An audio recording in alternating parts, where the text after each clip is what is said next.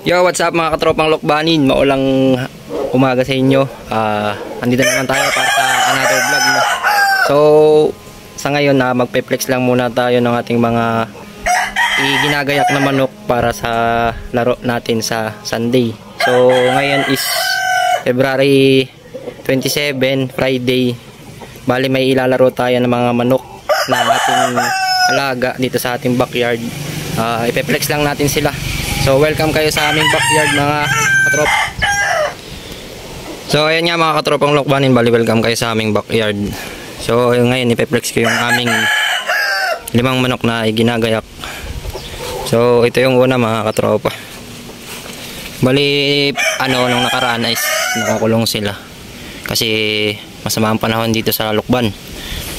Medyo maulan, sobrang ulan. So ngayon medyo umiinit-init ng konti. Nilabas lang namin sila para makaunat-unat ng buto, para hindi naman palagi silang nakakulong. So ito, may 5 kaming iginagayak na manok.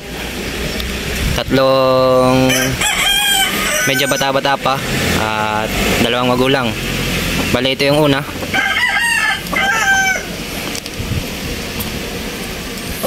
Bali mga katropang lokbanin, dito ay almost 7 to 8 months. Yan siya. High station. Bali ito yung mga pangalawa mga tropa. Bali ito pala yung magkakapatid, 3 magkakapatid. High station din.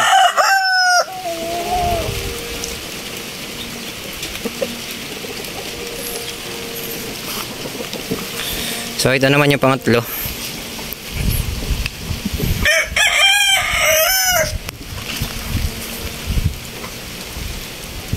Yan ang pangatlo.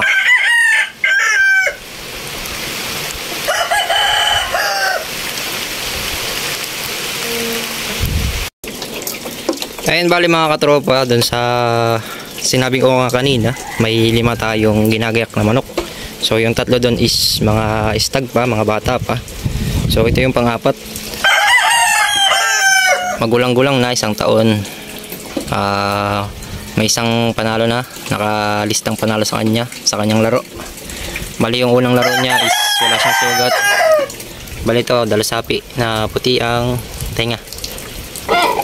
Yan siya mga katropa.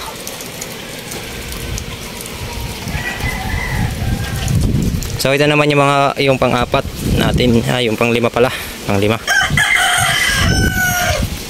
Si Santa Claus, kasi ito ay may balbas.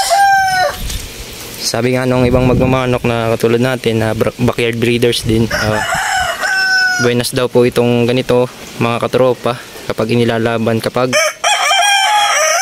magpapasko. Bali ito mga katropa ay may isang panalo na rin.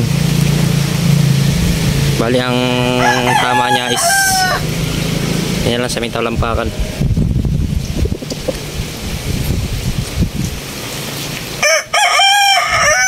Map na bulik. Bali mga katropa, kung tagasan ka, comment naman ng kung tagasan kayo para malalaman natin kung saan nakakarating yung ating mga ginagawang video. So kung gusto nyo rin po na magpa-shoutout, comment lang din po kayo para sa susunod na ating vlog ay isa-shoutout po namin kayo. Ayan mga katropa. So balikan ulit natin yung mga ating mga ginagayak na panlaban. So ito yung una. Andiyan yung pangalawa, pangatlo,